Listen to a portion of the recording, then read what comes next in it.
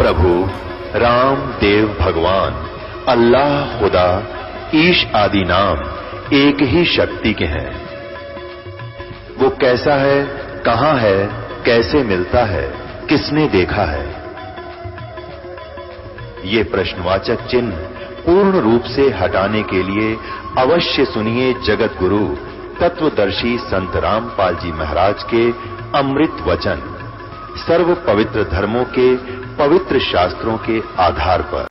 पूर्ण परमात्मा सर्व सृष्टि रचनहार ये कबीर साहब जी हैं, कबीर परमेश्वर जी हैं। ये हम सभी आत्माओं के पिता हैं। पूरी सृष्टि असंख्य ब्रह्मांडों के रचनहार हैं। पुण्यात्माओं, हम यहां काल के जाल में फंस चुके हैं। 21 ब्रह्मांड इस काल भगवान का शासन है, इसकी प्रभुता है। 21 ब्रह्मांड में एक ब्रह्मांड के अंदर 14 लोक और साथ में ये पृथ्वी लोक, स्वर्ग लोक, पाताल लोक और 88,000 खेड़े, ब्रह्मा विष्णु महेश, 88,000 ऋषि, 33 करोड़ देवता, 18 भार बनमाला, 96 करोड़ मेघमाला, 49 कोट पृथ्वी। ये एक ब्रह्मांड के अंदर सामग्री होती है। ऐसे ऐसे इस काल भगवान के 21 ब्रह्मांड हैं। इन 21 ब्रह्मांडों का भी फिर एक ही ग्रुप है। जैसे भारतवर्ष के अंदर प्रांत भिन्न भिन्न हैं और उनका मेन कंट्रोलर प्रधानमंत्री व राष्ट्रपति जी है, इन सभी प्रांतों को मिलाकर भी एक ही देश कहलाता है।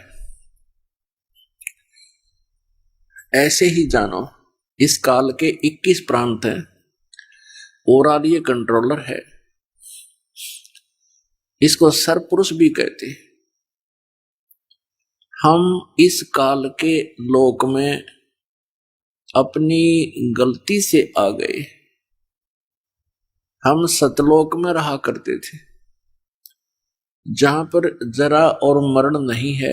जरा मीन वृद्धावस्था, बुढ़ापा, और मरण मृत्यु नहीं है।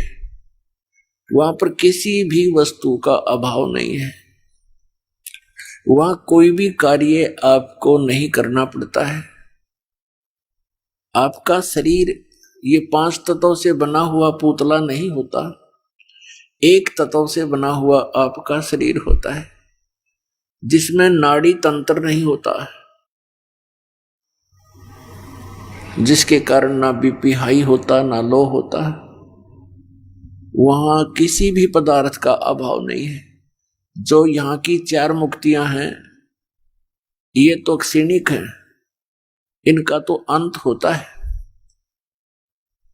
यहाँ के भगवान ने, यहाँ के स्वामी काल ने, ज्योति निरंजन ने, जिसको सरपुरुष भी कहते हैं और इसको ब्रह्म भी कहते हैं, इसने सभी पदार्थों का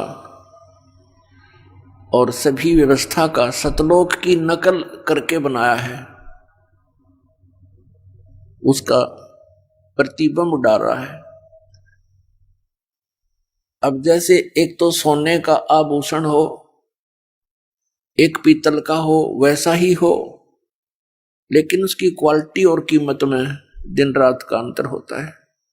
ऐसा ही समझो, वहां पर भी हम सभी का ऐसा ही शरीर है, मनुष्य सदृश शरीर है, और ऐसी ही आपकी सृष्टि होगी, आपका परिवार होगा, और वो ऐसा परिवार होगा जिसमें ना कोई रोग होगा, ना मृत्यु होगी, कोई अभाव नहीं होगा, यहां जो बुरा हाल हुआ पड़ा है ऐसा वहां कुछ नहीं है। तो पुण्यात्माओं, जैसे किसी व्यक्ति को यहां बरवाला में प्लाट मिला हुआ है, मकान बना रखा है, और उसको कोई कहे कि चलिए आप चंडीगढ़ के अंदर, और आपको वहां बढ़िया मकान दिलाते हैं और वहां रहिए, तो जिस व्यक्ति को वो तुलना का पता होगा कि वो बहुत अच्छा शहर है, बरवाला की तुलना में वहां सब सुविधाएं अधिक हैं, तो शायद ही कोई ऐसा होगा जो वहां ना जाने की इच्छा करे, और वहां व्यवसाय यहां से अच्छा होगा, बहुत अच्छा होगा, कोई 1000 गुना होगा, तो तुरंत त्याग देगा बरवाला को। तो जब तक आप जी का ये विश्वास नहीं होता कि सतलोक के अंदर ऐसा सुख है, तो आपकी इच्छा बन ही नहीं सकती। तो ये कहां से विश्वास हो, उसका कुछ आधार तो बनाना ही पड़ेगा आपने, कि हम इस आधार से तो मान सकते हैं कि वहां ये व्यवस्था है।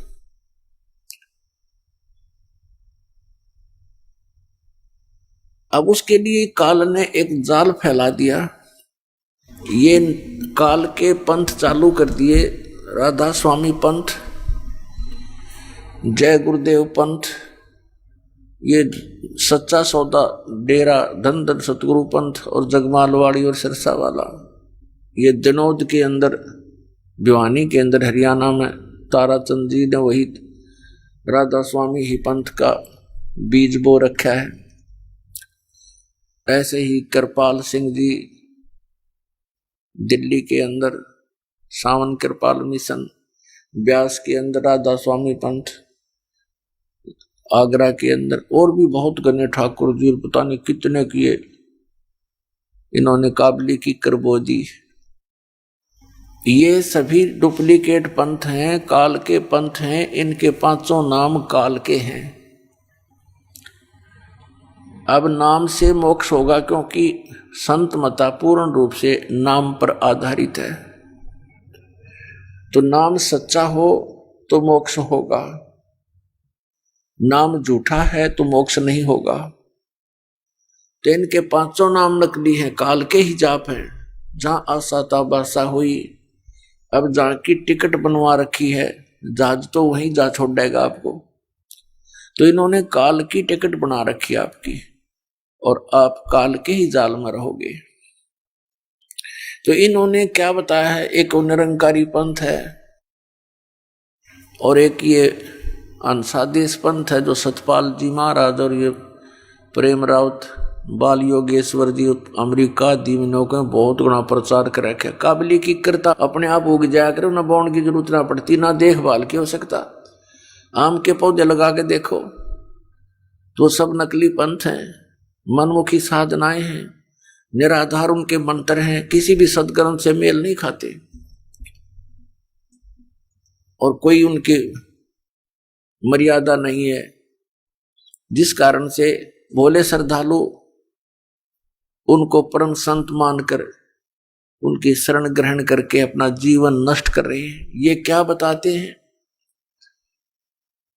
कि सतलोक के अंदर परमात्मा नहीं है, केवल प्रकाश ही प्रकाश है, और वहां मुक्त आत्माएं जो यहां से मोक्ष प्राप्त करके जाती हैं, वो सतलोक के अंदर ऐसे समा जाती है सतपुरुष में, जैसे बूंद समुद्र में, वो एक भाव हो जाता है, एक रस हो जाती है।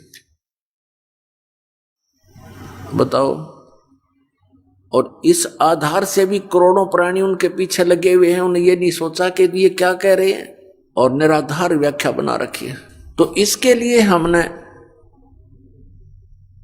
ये कौन सी सच्ची है, उन सभी संतों की बातें सत्य हैं या ये दास बताने जा रहा है आपको वो सत्य है, इसका निर्णय कैसे होगा? इसका निर्णय होगा अपने सदग्रंथों से और उन महापुरुषों से जिन्होंने परमात्मा को प्राप्त किया, सचखंड को देखा और फिर वापस आए। जो व्यक्ति वहां जाकर के वापस आया है तो वो जो बताएगा वह सच्ची होगी, वह सत्य होगा। अब एक तो स्वयं परमात्मा ने आके ज्ञान दिया, परमेश्वर कबीर जी ने। अब परमेश्वर कबीर जी ने जो ज्ञान दिया, प्रथम तो वही फाइनल है। अपने द्वारा रची हुई सृष्टि को परमात्मा ही ठीक ठीक बता सकता है। उन्होंने आकर के स्वयं ये ज्ञान दिया। उसके बाद उस परमेश्वर ने हमारे लिए, परमात्मा ने कृपा की, हमें करतार्थ किया। उन महापुरुषों को सचखंड दिखाया, सतलोक, और फिर वापस छोड़ दिया ताकि वो गवाह बने कि सतलोक के अंदर सचमुच ये व्यवस्था है। अपने आत्माओं, परमात्मा ने एक और दया करी अपने पे। अपनी अमृतवाणी में उन्होंने सब कुछ लिख दिया, लेकिन वो अमृतवाणी इतनी लंबी चौड़ी बना दी, इस तत्व ज्ञान को उसके अंदर छुपा दिया। और साथ में उन महापुरुषों से भी कह दिया गया था कि अभी इस यथार्थ ज्ञान को केवल तुम इन श्लोकों के माध्यम से ही बताना, गद्य भाग से मत बोलना। तो उन्होंने पद्य भाग में यानी दोहों और शब्दावलियों के माध्यम से ही अपना वहां का ज्ञान दिया, सतलोक और सचखंड का। उन्होंने गद्य भाग में नहीं बोला और वो लिपिबद्ध किया गया। उस पद्य भाग को समझना जन साधारण के बस की बात नहीं। या तो परमात्मा ही बता सके, या वो संत ही बता सकते हैं जिन्होंने वो वाणी बोली, या फिर उनका कृपा पात्र जिसको परमात्मा सद्बुद्धि देते हैं, वो फिर उन गूढ़ रहस्यों को परमात्मा की प्यारी आत्माओं के समक्ष सरलार्थ करता है। तो परमात्मा परमेश्वर कबीर जी ने हमारे ऊपर एक विशेष रजा बख्शी कि उस तत्व ज्ञान को इस समय तक ऐसे तरीके से लाए कि इन काल के दूतों को समझ में नहीं आई। ये राधा स्वामी पंथ तथा सच्चा सौदा पंथ, ये एक ही कुएं का जल है। आगरा से श्री शिवदयाल जी से इस पंथ का ये प्रारंभ मानते हैं राधा स्वामी का। आगरा से ही एक जयमल सिंह जी नाम के पुण्यात्मा श्री शिवदयाल जी से दीक्षित हुए। फिर उन्होंने श्री शिवदयाल जी के मृत्यु के लगभग 11 वर्ष के उपरांत स्वयं ही व्यास नदी के किनारे पंजाब में एक डेरा स्थापित कर दिया, डेरा बाबा जयमल सिंह व्यास, पंजाब में। उसके उत्तराधिकारी हुए सावन सिंह जी। श्री सावन सिंह जी के शिष्य हुए श्री खेमामल उर्फ बलोचिस्तानी शाह मस्ताना, जिसने सच्चा सौदा सिरसा की स्थापना की।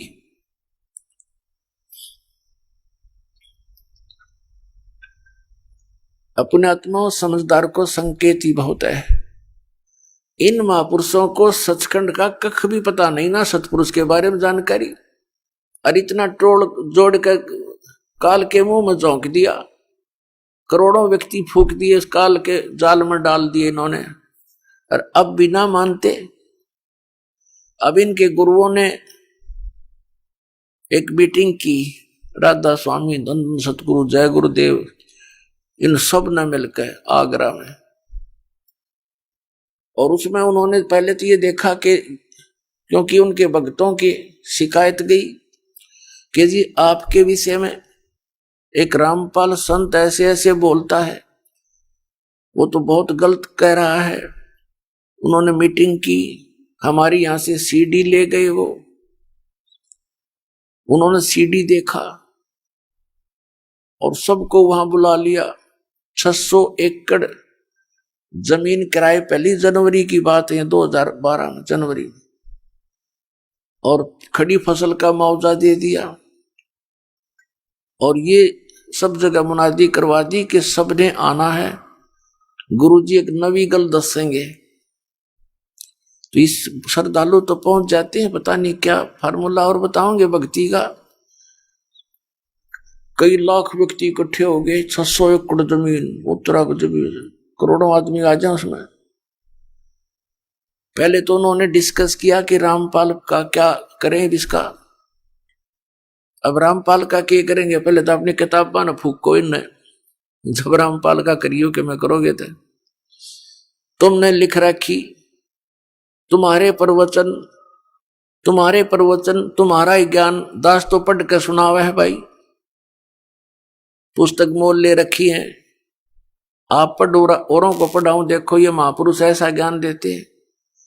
फिर सीडी दिखाई, उनका नहीं समझ में आई कि अभी केस करेंगे तो किस पे करोगे, इनकी दूरी पोल खोल लूंगा। फिर करके देखो एक बार, अगर ये थोड़ा सी हिम्मत कर लेते इस पर बैन लग जाए पूरे पंथ पे, इसका एक भी शब्द जनता में नहीं जा सकता इनका। ऐसा बेहुदा ज्ञान है इन लोगों का, कख भी नहीं पता, दुनिया को करोड़ों लोगों को डबो दिया।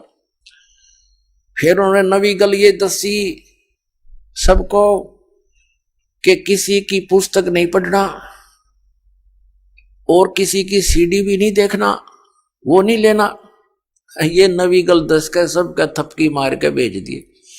अब वो श्रद्धालु बेचारे वो इन्हों सोचे गुरु जी का आदेश हो गया, हमने किसी की पुस्तक नहीं पढ़नी। उनको इन्हों ना पता, ये काल के जाल में बांध दिए, तुम कति के ठड़ी बांध के दर दिए और झोंक देंगे उनके अंदर। ज्ञान पढ़ने में क्या दिक्कत, हमारा भी पढ़ो और उनका भी पढ़ो, हमारा भी सीडी देखो उनकी भी सीडी देखो, तब निर्णय होगा कहां जा रहे हो तुम। तो कहने का दास का तात्पर्य ये है कि इनके पास न तो कोई ज्ञान है मंत्र पांचों काल के, और ये सिरसा वाले सच्चा सौदा वालों ने थोड़ी सी भिन्नता कर ली। किसी ने कह दिया होगा कि ये तो ज्योति निरंजन, ओंकार, ररंकार, सतनाम आदि ये तो सारे ही काल के जाप है, सतपुरुष का तो जिक्र भी नहीं इसमें। तो इन्होंने अपनी सूझबूझ से कि लोग नो ना कहेंगे ये काल के नाम हैं, 3 नाम चला दिए, सतपुरुष, अकाल मूर्त, शब्द स्वरूपी राम। और यूं कहते किसी को बताना नहीं। अब श्रद्धालु तो ऐसे होते हैं भाई नहीं बताना। अब ना बताने का कारण क्या होता है वो बताएगा दास आपको। अब ये अकाल मूर्त, शब्द स्वरूपी राम और सतपुरुष ये तो एक ही परमात्मा के महिमात्मक वचन शब्द हैं और पर्यायवाची है। जैसे जल पानी नीर, जल पानी नीर। अब जल कह दो, 3 कहने की क्या आवश्यकता है, जल कहो चाहे पानी कह दो चाहे नीर कह दो। जल पानी नीर कहने से मोक्ष हो जाएगा, यानी सतपुरुष, काल मूर्त, शब्द स्वरूपी राम ये रटते रहो, नहीं। उसको तो हमने खोजना है, पाना है, जिसको सतपुरुष कहते हैं। जैसे जल है, जल को तो हमने पाना है, वो कितना आवश्यक है हमारे जीवन के लिए, तो वो कैसे मिले, ये प्रोसेस अलग है, ये प्रोसीजर न्यारा है। बोकी लाओ, पाइप लाओ और फिर बोकी मारो, जमीन के अंदर जल है वहां से प्राप्त करना है, और फिर जब बोकी और पाइप का कार्य जल तक पहुंचना है, जल को बाहर निकालना नहीं बोकी और पाइप का कार्य। उसके बाद फिर मशीन लगेगी, हैंड पंप। वो हैंड पंप की भी फिर प्रैक्टिस करनी है, उसकी सेवा करनी है, उसका अभ्यास करना है। तो जब जल निकलेगा बाहर, जिसको हम खोज रहे थे, जल पानी नीर, जल पानी नीर करने से नहीं, वो प्रोसेस अलग है, वो प्रोसीजर न्यारा है, वो इंस्ट्रूमेंट अलग है जिनसे वो साधना की जाएगी। 2 अक्षर का सतनाम है जिसमें एक ओम मंत्र है, एक तत् मंत्र सांकेतिक है। इसकी बोकी लगानी है श्वास ऊ श्वास से। ये 2 अक्षर का सतनाम है। एक संत मत प्रकाश भाग 4 है, श्री सावन सिंह जी द्वारा लिखी हुई, उसके वचनों का संग्रह। उसमें श्री सावन सिंह जी कहते हैं 261 पृष्ठ पे कि सोई गुरु पूरा कहावे जो 2 अक्षर का भेद बतावे, कि ये गुरु ग्रंथ साहिब में लिखा, ऐसा वो बोल रहे हैं। और फिर बताया है कि नानक साहब जी कहते हैं जे तू पढ़िया पंडित बिन 2 अक्षर बिन 2 नावा, प्रणवत नानक एक लंघाए जे कर सत समावा। नानक साहब जी कहते हैं कि हे पंडित, यदि तू 2 अक्षर के उस नाम बिना चाहे सारे ग्रंथों को घोट ले, इसे कोई लाभ नहीं होगा। अगर तूने ये 2 अक्षर नहीं पढ़े, नहीं जाप किया, तो यूजलेस है। फिर कबीर साहब का रेफरेंस दिया है कि कह कबीर अक्षर 2 भाख, होगा खसम तलेगा राख। अब कबीर साहब कहते हैं 2 अक्षर के मंत्र का तू जाप कर, भाख माने बोल, जाप कर।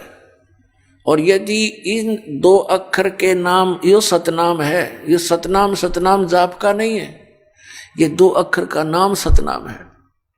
और होगा खसम तलेगा राख, यानी इस नाम का अधिकारी इस पृथ्वी पर 21 ब्रह्मांड में इस दास के अतिरिक्त कोई नहीं है 2 अक्षर के नाम को देने वाला। इनको पता ही नहीं, देंगे टट्टू ये। इन्हें सतनाम कहना पता तो क्या है। सतनाम सतलोक है, सचखंड है, सतनाम सथान है, सतनाम सतपुरुष है, सतनाम सतलोक भी सतनाम को कहते हैं, सार शब्द भी सतनाम को, सत शब्द भी सतनाम को। तो ये अधिकारी है ये। इनको कख भी पता नहीं किसी भी दात मार्ग का, और इतनी दुनिया को काल के मुंह में झोंक दिया। तो इसका देने का अधिकारी इस वर्तमान में इस दास के अतिरिक्त कोई नहीं था। और पहले इन महापुरुषों को मना कर दिया था जिनको ये सतनाम परमात्मा ने दान किया था। अब 2 अक्षर का ही सतनाम है, इसका अधिकारी से लिया हुआ जाप करोगे तो इसका समय आने पर आपकी रक्षा होगी और सचखंड प्राप्त होगा। लेकिन सार शब्द आदि नाम, जिसको सार नाम कहते हैं, सार नाम अर्थात आदि नाम के बिना फिर भी काम अधूरा।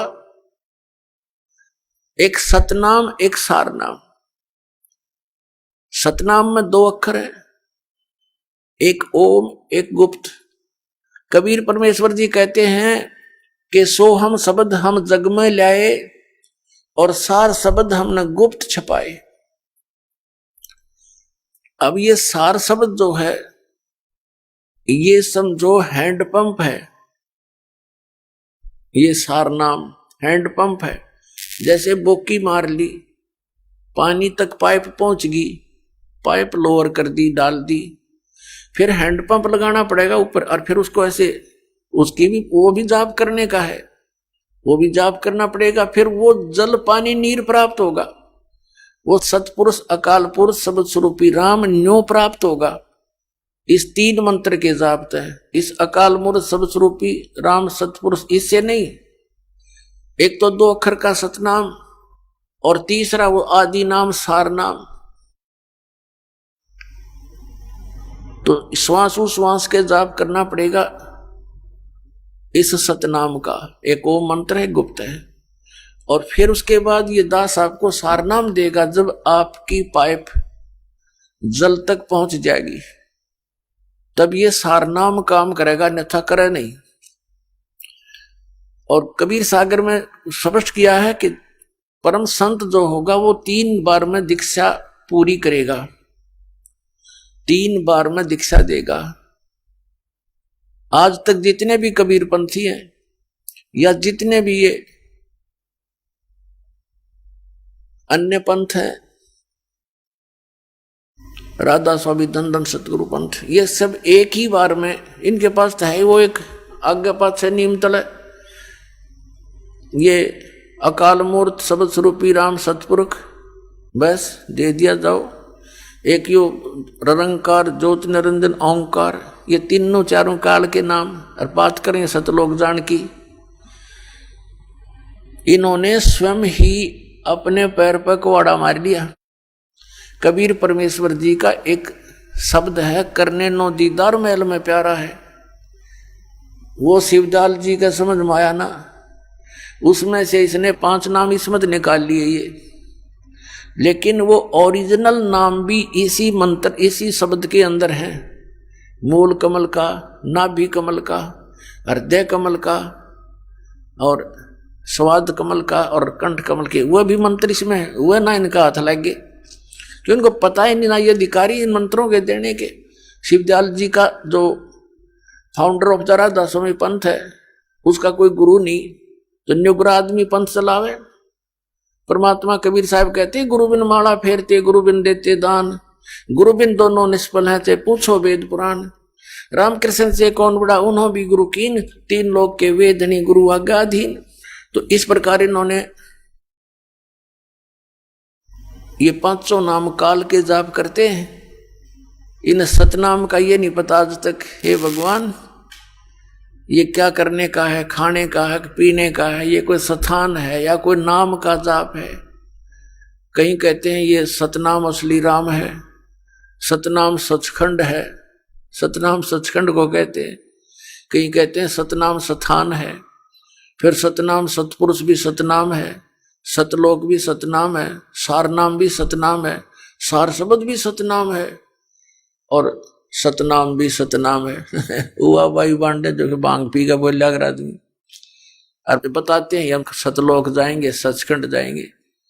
अब शिवदयाल जी तो जा लिया सचखंड, वो तो बुक्की में बोल रहा था, अपनी शिष्या में भूत बनकर अपनी शिष्या बुक्की के अंदर बोलकर फिर वो कापी हुए और भोजन खावे, हो गया पर शिवदयाल तो। और यही सबके साथ बनेगा जो ये नाम जाप करते हैं, जितने भी राधा स्वामी पंथ से संबंधित पुण्यात्माओं। दास आपके ऊपर एक रहम कर रहा है, भले ही आज बुरा लगूं आपको, एक दिन आप रोया करोगे और गुण गाया करोगे इस दास का। दास को मालूम है कि मैं कितना खतरा मोल ले रहा हूं इन नकलियों को छेड़छाड़ के, लेकिन ये मेरा कर्तव्य बन गया, मुझे ज्ञान हो गया कि अपनी जान पर खेल कर भी इनसे काल के दूतों से छुटवाऊंगा परमात्मा की आत्माओं को। और परमात्मा स्वयं भी इसी उद्देश्य से आए थे कि मेरे बच्चों को मेरी जानकारी हो। ये यहाँ कितना कष्ट उठा रहे हैं, कोई गधा बना है, कोई कुत्ता बना है, कोई सूअर बनकर गंदगी खा रहा है, और ये समझ नहीं पा रहे कि हमारा भगवान कौन है। दास का उद्देश्य यही है कि किसी ना किसी तरह ये पुण्यात्मा एक बार पुनः देख लें सदग्रंथों को, जो दास दिखाना चाहता है। आज बुद्धिमान समाज है, लेकिन श्रद्धालु इतना है ये भगवान के चाहने वाली आत्माएं कि जो गुरु जी ने कह दिया उसकी अवहेलना नहीं करनी, लेकिन असली गुरु की बात की अवहेलना नहीं करनी। ये तो नकली है सारे, इन कख भी पता नहीं है क्या के गुरु हैं, ना तो ये हिंदुओं के गुरु असली, सारे नकली। इन आज तक नहीं पता वेदों और पुराणों में लिखा क्या है। निराकार निराकार पर घाटा जोड़ रखा है, इतने दिन हो गए। परमात्मा वेदों में लिखा है वो साकार है, मनुष्य दृश्य है, वहां से गति करके शरीर आता है, यहाँ कर अच्छी आत्माओं को मिलता है। पुराणों में आज तक नहीं समझ पाई है ब्रह्मा विष्णु महेश के माता पिता कौन है, ये गुरु है, ये नकली डुबो दिया सारा मानो। तो पुण्यात्माओं अब जागो, ध्यान से इस दास के वचनों पर कुछ अमल करो, देखो अपने सदग्रंथों को और संभलो और चलो सतलोक में जहां कोई कष्ट नहीं। अब जो प्रसंग चल रहा है, 2 अक्षर के नाम से मोक्ष होगा, वो इनके पास नहीं, तो ये पूरे गुरु कहां से होगे? कुछ तो सोचो, इनकी अपनी कलम से लिखे हुए पर तो देख लो ये कितना ज्ञान रखते थे। तो अब दास जो निर्णय करके आपको देना चाहता है कि कौन सा ज्ञान ठीक है, कौन सा गलत है, इसका निर्णय हम परमात्मा की अमरवाणी से, जिसने स्वयं आकर के बताया, साथ में उन महापुरुषों को जिनको हम मोक्ष प्राप्त मानते रहे हैं और उनके द्वारा उनके अमृत वचनों को अपने सत्संगों में भी लेते रहे हैं। राधा स्वामी, धन धन सतगुरु, जय गुरुदेव वाले, ये सभी वो कौन है?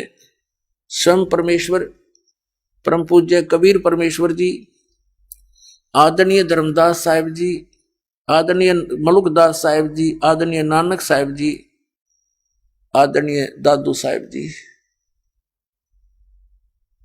आदरणीय गरीबदास साहिब जी, गांव छुड़ानी, जिला झज्जर, हरियाणा वाला, आदरणीय गीसा दास साहिब जी, गांव खेखड़ा, उत्तर प्रदेश, जिला मेरठ, आदरणीय गरीबदास साहिब जी और आदरणीय गीसा दास साहिब जी के विषय में इन राधा स्वामी पंथ वालों को विशेष ज्ञान नहीं था। ये भी रजा थी दाता की, इन्होंने इधर ध्यान नहीं दिया क्योंकि इनके अंदर काफी निर्णायक तरीके से उस सतनाम का जिक्र किया हुआ है। तो इन्होंने ऊपर जितने भी महापुरुष साहब को बताया उनकी वाणियों को ये सत्य मानते हैं, उनको मोक्ष प्राप्त मानते हैं। उन्होंने परमात्मा को बताया कि वो मनुष्य दृश्य है और वही परमात्मा, पूर्ण परमात्मा सतपुरुष स्वयं आकर के इन महापुरुषों को मिले हैं। आदरणीय नानक साहिब जी को बेई नदी के ऊपर सुल्तानपुर शहर पश्चिमी पाकिस्तान में है, पहले ये भारतवर्ष ही था, तो वहां नदी पर स्नान करने के लिए गए हुए थे। वहां परमात्मा आए जिंदा महात्मा के रूप में, और प्रत्यक्ष दृष्टा भी ये देखते हैं कि एक संत के साथ वो दरिया में छलांग लगा के बाहर नहीं आए। परमात्मा ने उनको अंतर्ध्यान किया, कबीर परमेश्वर जी ने बाबा जिंदा के रूप में आए थे। वो अंतर्ध्यान करके नानक साहिब जी को जिधर जल जा रहा था उससे विपरीत दिशा में ले जा करके कहीं उनके शरीर को छुपा दिया। आत्मा को लेकर के सचखंड गए। वहां नानक साहिब जी ने देखा सतपुरुष को, कबीर परमेश्वर को, जो नीचे से जिंदा बाबा के रूप में उनके साथ गए थे। ऊपर जाकर के परमात्मा सतलोक के अंदर एक बहुत बड़े सिंहासन पर विराजमान है, बहुत बड़ा गुमज है वहां पर। उस गुमज के अंदर एक मंदिर नुमा गुमज है, उसके बीच में बैठे हैं परमात्मा, और नीचे से गए थे बाबा जिंदा के रूप में कबीर साहब नानक जी के साथ में। चौर करने लगे कबीर साहब यानी बाबा जिंदा के वेश में, अपने ही दूसरे रूप जो तख्त पर विराजमान थे परमात्मा अन्य रूप में, जिसके एक रोमकूप में करोड़ सूर्य मिला दे करोड़ चंद्रमा, ऐसा एक रोमकूप का प्रकाश। तब नानक साहिब जी ने अपनी सोच से ये सोचा कि रब तो ये है जिड़ा तख्त पे बैठा है। इतनी देर में क्या हुआ कि तख्त पर बैठे हुए तेजों में शरीर युक्त परमात्मा खड़े हुए और कबीर परमेश्वर जी विराजमान हुए। जिंदा बाबा वाले रूप में नीचे से गए थे और तेजों में शरीर जो था वो चौर करने लगा। बाबा जिंदा वाले वेश पर अपने ही दूसरे रूप पर। अब नानक साहिब जी असमंजस में पड़ गए कि ये क्या चक्कर है, बाबा जी के ऊपर और भगवान सेवा कर रहा है, चौमर कर रहा है। इतने में क्या देखा, वो तेजों में जो शरीर था वो बाबा जिंदा वाले वेश में समा गया और अकेले बाबा जिंदा रूप में कबीर भगवान असंख्य ब्रह्मांड के कंट्रोलर के सिंहासन पर विराजमान रह गए। चौर अपने आप हो रहा था, अपने आप हवा में मालिक की दया से। तब नानक साहिब जी ने देखा को आए गुरु वो हो, ये है भगवान, ये तो स्वयं ही। तब मालिक ने कहा था कि प्यारी आत्मा, ये सारा संसार काल के जाल में फंसा हुआ है। श्री नानक साहिब जी भी पहले विष्णु जी के उपासक थे, गीता जी का पाठ किया करते थे, राम और श्री कृष्ण का जाप करते थे, ब्रजलाल पांडे से ये गीता पढ़ा करते थे।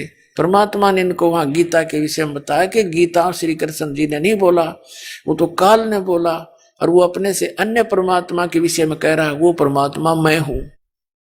वहां जाने के बाद तो नानक साहिब जी को सारी बात समझ में आ गई, सारी कहानी सृष्टि रचना सुनाई। 3 दिन तक रखा कबीर भगवान ने उस महात्मा को, नानक साहिब जी को। तीसरे दिन उनको शरीर में वापस छोड़ दिया और साथ में ये भी कहा था कि ये सतनाम से मोक्ष होगा तेरा। कोई भी प्राणी है, सतनाम के बिना उसकी मुक्ति नहीं। कोटि नाम जहान में उनसे मुक्ति ना हो और सार नाम मुक्ति का दाता हुआ को जाने ना कोई। तो नानक साहब जी से कहा था कि मैं काशी शहर के अंदर बनारस में वहां एक धानक रूप में रह रहा हूं, जुलाहे रूप में। आप वहां आना पृथ्वी पर, वहां तुझे सतनाम दूंगा।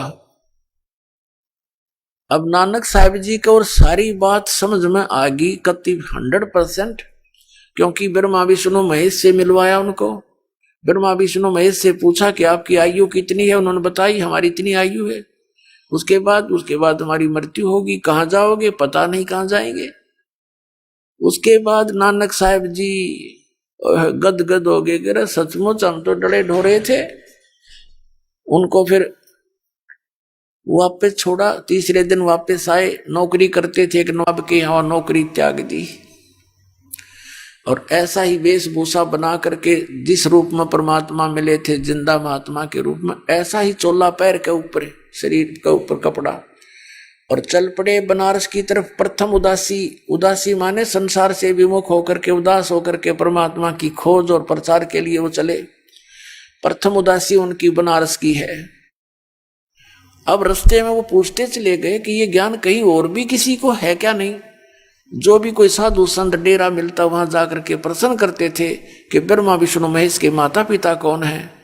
सभी कह देते थे ये तो अजरो अमर हैं, इनके कोई माता पिता नहीं है। नानक साहब जी आगे तुर जाते थे, आगे चल पड़ते कि नहीं इनके खक नहीं पता इनको। ऐसे चलते चलते कहाँ पहुंचे, रामानंद जी के पास, ब्राह्मण के पास, कि उससे बात करूं, उससे भी चर्चा करूं। रामानंद बहुत पहुंचे हुए महापुरुष माने जाते थे बनारस के अंदर, काशी के अंदर। और वो भी कबीर परमेश्वर ने उनको भी सेट कर रखा था, पहले ही उनके साथ वार्ता हुई थी। वो भी श्री कृष्ण राम के पुजारी थे और शंकर भगवान के पुजारी थे और विष्णु से ऊपर किसी को नहीं मानते थे। उनको भी सचखंड ले जाकर वापस छोड़ा था। कबीर साहब कहते हैं जो देखेगा मेरे धाम को सो जानेगा मुझ, गरीबदास तो से को सुन गायत्री गुज, कि मुझे जो सतलोक में देख लेगा वो तो मैंने मान लेगा यम गॉड, अन्यथा कोई नहीं माने, क्योंकि जुलाए रूप में भगवान बैठा कौन माने। हम तो उन्हें तो भगवान मान लिया जिनके हाथ में त्रिशूल हो, सुदर्शन चक्कर हो या गदा ले रखी हो, क्यों डरते माना उन्हें तो। अब बिना ज्ञान के ऐसी हमारी स्थिति थी।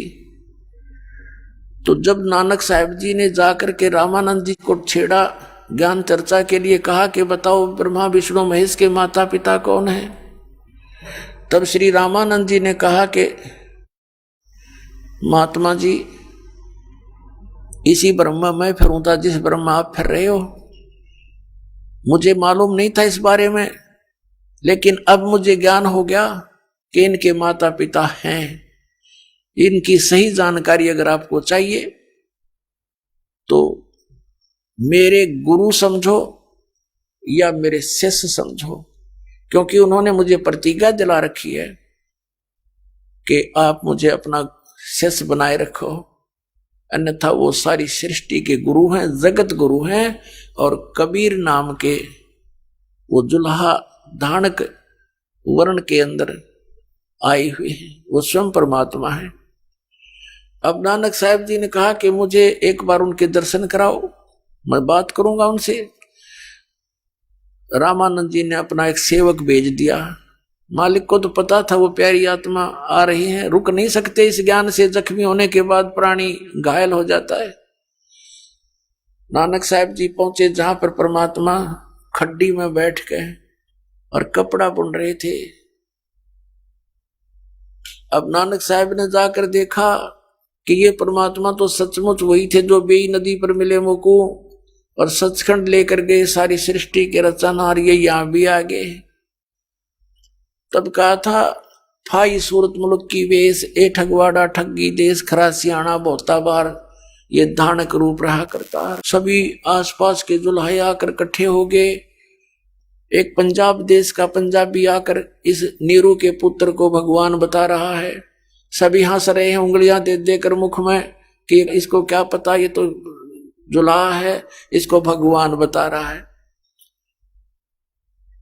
लेकिन जिसने भगवान को देख रखा वो कैसे माने उन भोली आत्माओं की जिनको पता नहीं, वो लाल की पहचान जोरी कर सकता है।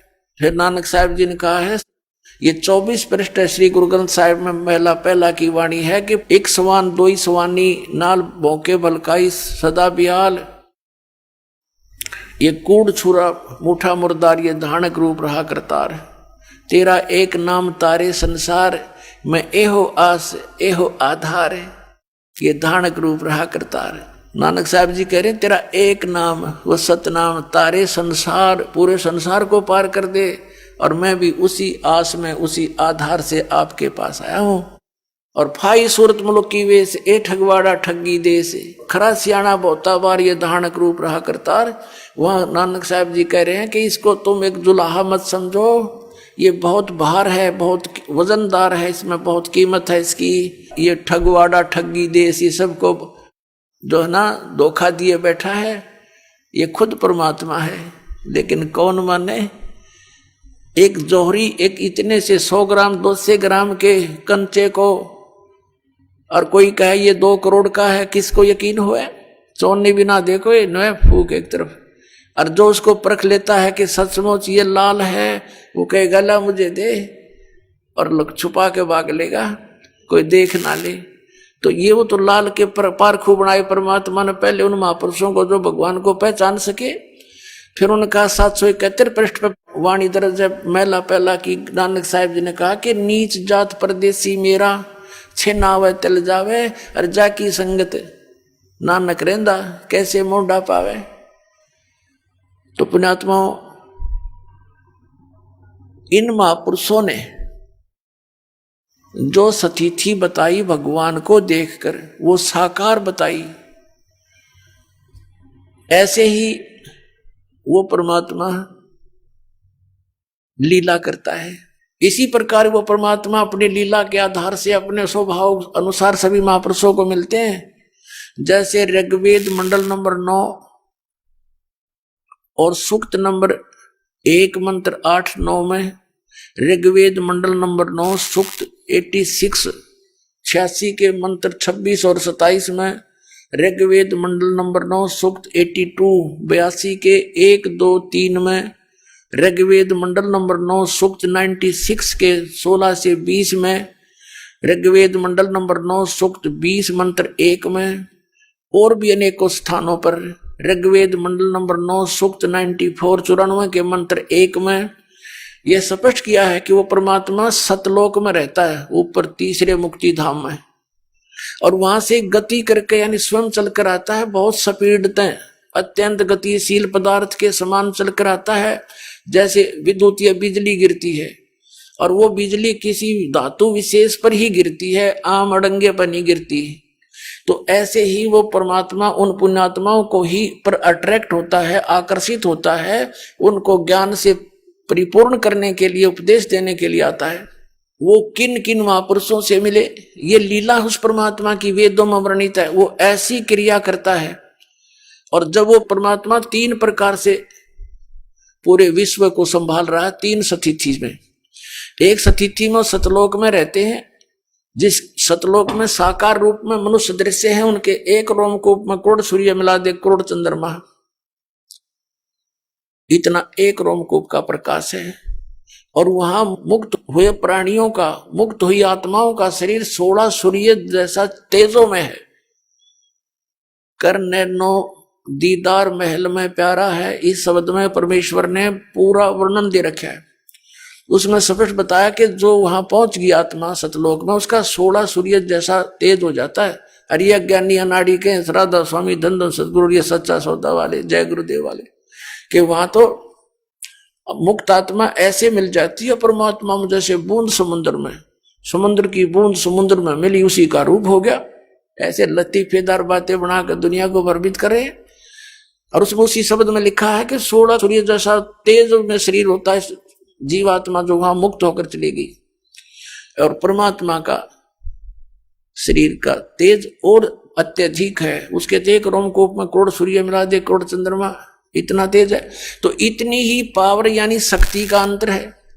ये कई अज्ञानी कहते हैं कि जीव ही परमात्मा है और कोई परमात्मा है नहीं। बताओ इनकी अकल कहां जा रही है? जीव ही भगवान है तो फिर परमात्मा क्यों कहा उसको? आत्मा से श्रेष्ठ है वो, परमात्मा है। तो पुण्यात्मा अपनी लीला अनुसार वो 3 सतिथि में अपने पूरे विश्व को संभालता है, धारण पोषण करता है।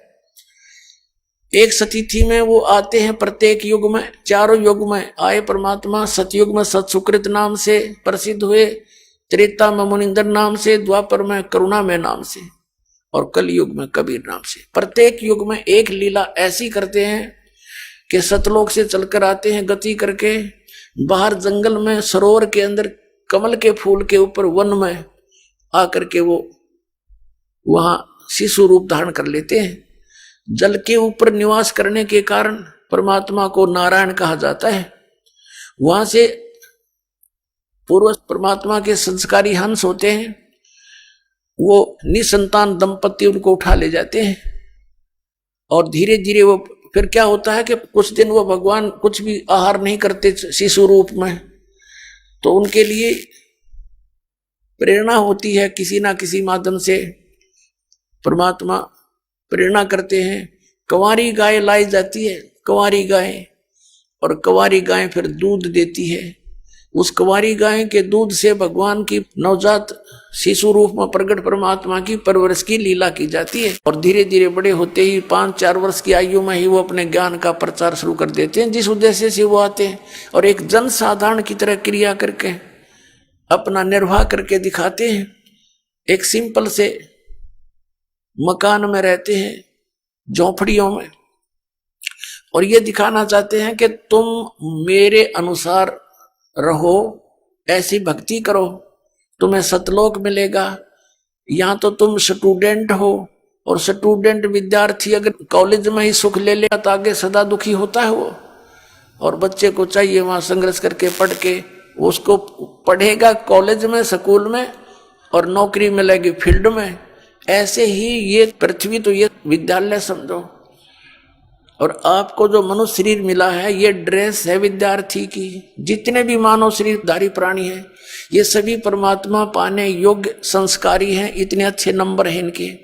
लेकिन ये इस विद्यालय के अंदर उन बच्चों की तरह अपना जीवन नष्ट कर रहे हैं जो पढ़ते नहीं, शिक्षा ग्रहण करते नहीं, स्कूल जाते हैं, घर वालों से फीस ले रखी है, सिनेमा देखते हैं, शराब पीते हैं, सैर सपट्टे को रहते हैं, वो फेल हो जाते हैं। फिर वो आजीवन मजदूरी करके अपना कष्ट उठाते हैं। तो आप जी विद्यार्थी हैं, आप बुद्धिमान हो, आप ढंग से लग गए हो, तो यहाँ की हुई कमाई आपको, जो दास आपको विधि बताएगा, ये आपको सतलोक में सुख मिलेगा। उस फील्ड में उस आजीवन सुखी हो जाओगे। अब जो प्रसंग चल रहा है कि वो परमात्मा 5 वर्ष की आयु में ही अपना प्रचार शुरू कर देते हैं, दीक्षा ये उपदेश देना शुरू कर देते हैं सच्चे ज्ञान का, और बड़े बड़े विद्वानों के छक्के छुड़ा देते हैं। 5 वर्ष की आयु के कबीर परमेश्वर जी थे कलयुग के अंदर। आइए अब हम उन श्रद्धालुओं के अनुभव जानते हैं जो जगत गुरु तत्वदर्शी संत रामपाल जी महाराज जी से दीक्षा प्राप्त कर चुके हैं तथा उनके द्वारा बताए गए भक्ति मार्ग पर चल रहे हैं। बहन जी नमस्कार। नमस्कार सर। क्या नाम है जी आपका? जी मेरा नाम नेहा अग्रवाल है। नेहा जी कहाँ से आए आप? मैं पठानकोट पंजाब से आई हूँ। संत रामपाल जी महाराज से कब जुड़े आप? जी मैं संत रामपाल जी महाराज से 17 अप्रैल 2013 में जुड़ी थी। संत रामपाल जी महाराज से नाम दीक्षा लेने से पहले आप क्या भक्ति साधना करते थे? सर संत रामपाल जी महाराज से जुड़ने से पहले हम अन्य देवी देवताओं की भक्ति करते थे, और जो मेरे पेरेंट्स थे हम भोलेनाथ जी के पुजारी थे कह सकते हैं आप। और मेरे पेरेंट्स सुबह 4 बजे उठ के मंदिर धोने जाते थे वहां पे, और यही हम सारी देवी देवताओं को पूछते थे, गुरुद्वारा जाते थे, और जो भी रिलीजियस प्लेसेस है हम वहाँ सब पे जाते थे। आप इतनी सारी परेशानियों से गुजर रहे थे, आपका परिवार इतने दुखों से घिरा हुआ था, तो फिर आपको संत रामपाल जी महाराज के बारे में कैसे पता चला?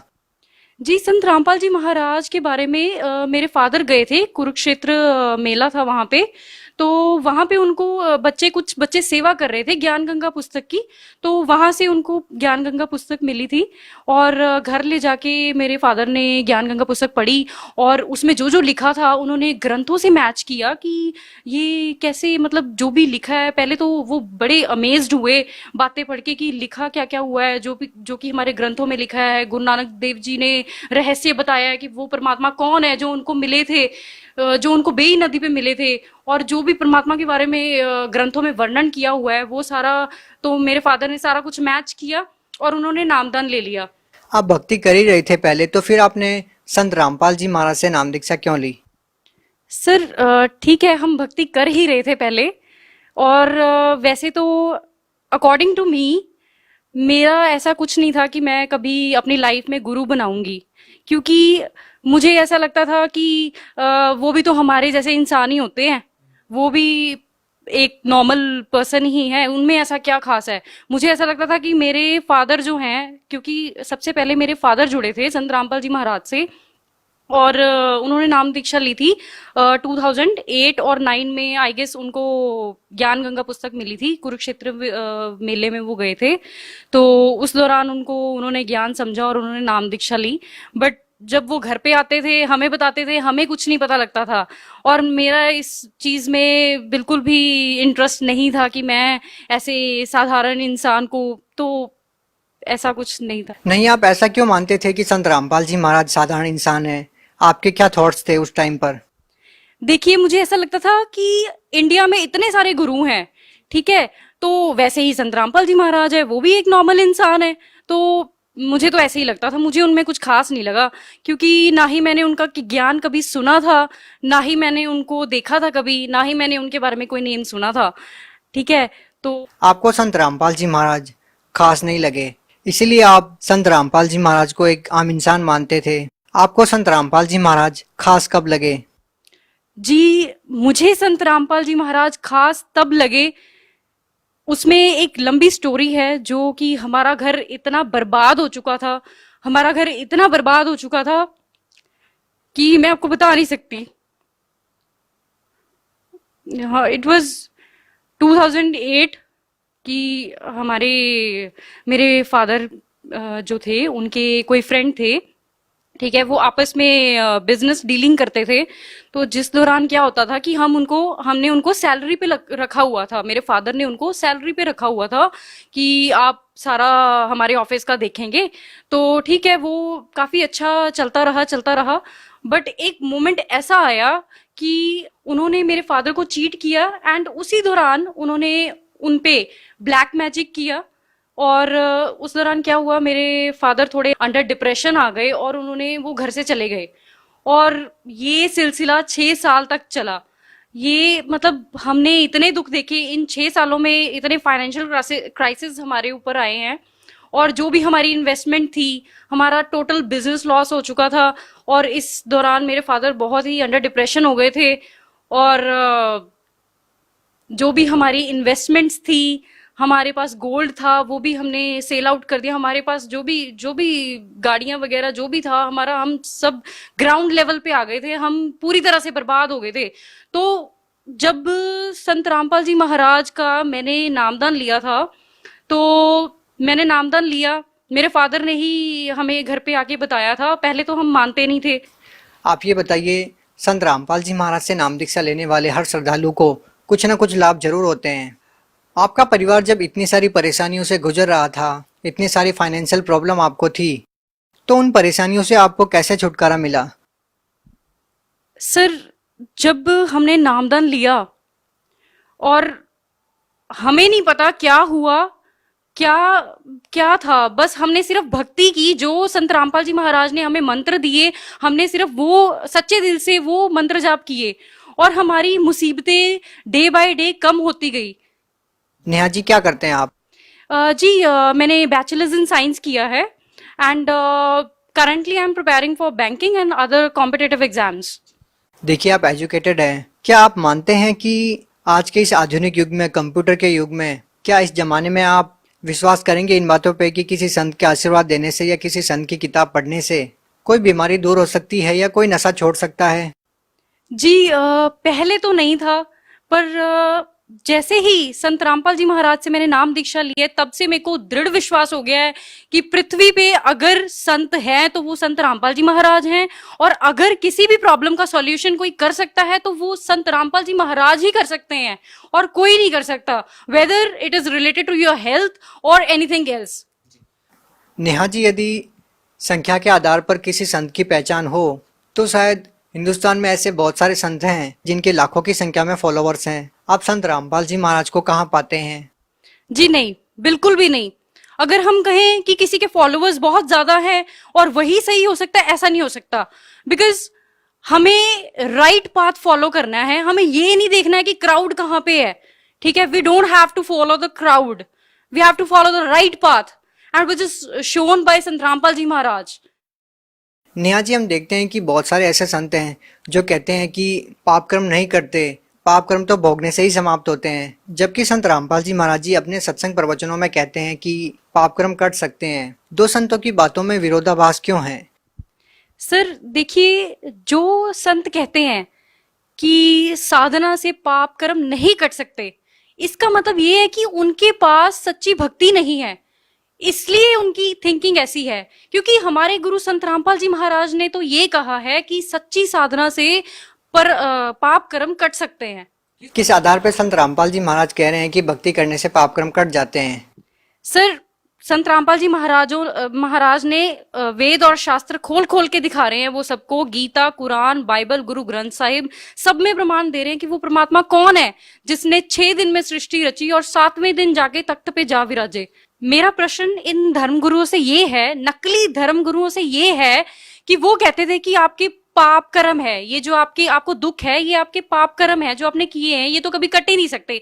तो अब संत रामपाल जी महाराज से जब से मैंने नाम दीक्षा ली है तब कैसे कट गए, बताइए मुझे कैसे कट गए? मेरा मानना ये है कि अगर हम शास्त्र अनुसार भक्ति करेंगे तो हमारे सारे पाप कर्म कट सकते हैं। आप भगत समाज को क्या संदेश देना चाहते हैं? जी, मैं भगत समाज को यही संदेश देना चाहती हूँ कि आप संत रामपाल जी महाराज के ज्ञान को समझे, उनको एक बार सुनिए जरूर, उनका सत्संग जरूर सुनिए। अगर आप नेगेटिव वे से भी देखना चाहते तो देखिए जरूर, वेदर इट्स पॉजिटिव और नेगेटिव, वो आपका अपना डिसीजन होगा कि आपको वो सही लगते हैं वो गलत लगते हैं। आप देखो तो सही एक बार कि वो कह क्या रहे हैं, what he is trying to convey the message. अच्छा, हम आपसे ये जानना चाहते हैं कि संत रामपाल जी महाराज से नाम दीक्षा लेने से आपको क्या क्या लाभ मिले, क्या क्या अनुभव हुए?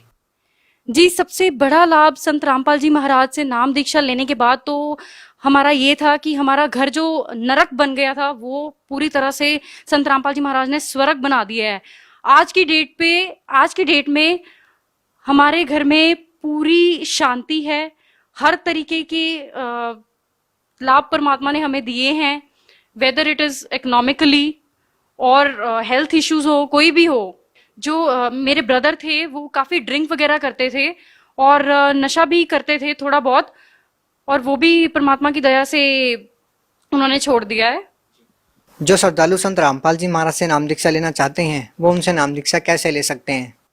जी, जैसे कि चैनल पे जो सत्संग आ रहा है इसके नीचे एक पीली पट्टी आ रही है, इसके ऊपर फोन नंबर्स दिए गए हैं एंड आप ज्ञान गंगा बुक ऑर्डर कर सकते हो और जीने की राह ऑर्डर कर सकते हो। आप पहले उस पुस्तक को पढ़िए, ज्ञान समझिए संत रामपाल जी महाराज कहना क्या चाह रहे हैं, तो फिर आप उसके बाद सब कुछ सोच समझ के संत रामपाल जी महाराज की शरण में आइए और अपने दुखों का निवारण करिए। जी धन्यवाद। Thank you.